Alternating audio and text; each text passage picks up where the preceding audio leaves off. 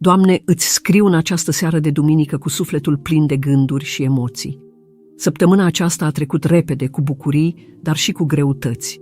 Mă uit înapoi și îmi dau seama că nu de puține ori am greșit.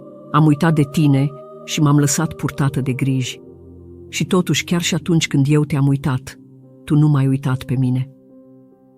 Îți mulțumesc, Doamne, pentru darul vieții, pentru fiecare dimineață în care m-am trezit și am putut să văd lumina zilei.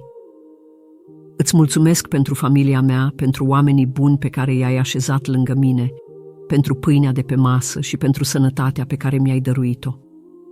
Îți mulțumesc pentru toate micile bucurii care îmi luminează zilele și pe care de multe ori nu știu să le apreciez.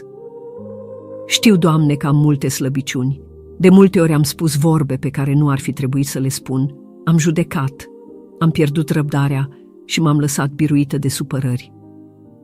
Am lăsat grijile să-mi fure pacea și m-am purtat ca și cum totul depinde doar de mine, uitând că în mâinile Tale este viața mea. Te rog să mă ierți pentru toate aceste rătăciri și să mă ajuți să fiu mai bună. Dă-mi înțelepciune să aleg ce este drept, răbdare să port greutățile vieții și curaj să nu mă abat de la calea Ta. Doamne, închei această săptămână cu recunoștință și pun în mâinile Tale săptămâna care urmează. Fii cu mine în fiecare clipă, călăuzește pașii mei și nu mă lăsa să mă rătăcesc. Intră în casa mea și adu pace, intră în inima mea și adu lumină. Mă rog pentru familia mea, pentru cei dragi, dar și pentru cei care nu mă iubesc.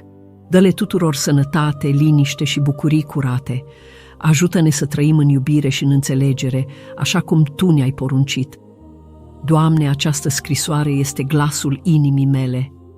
Nu sunt cuvinte învățate, ci gândurile unui suflet care Te caută. Primește-le ca pe o rugăciune și rămâi cu mine, acum și în toate zilele vieții mele. Amin.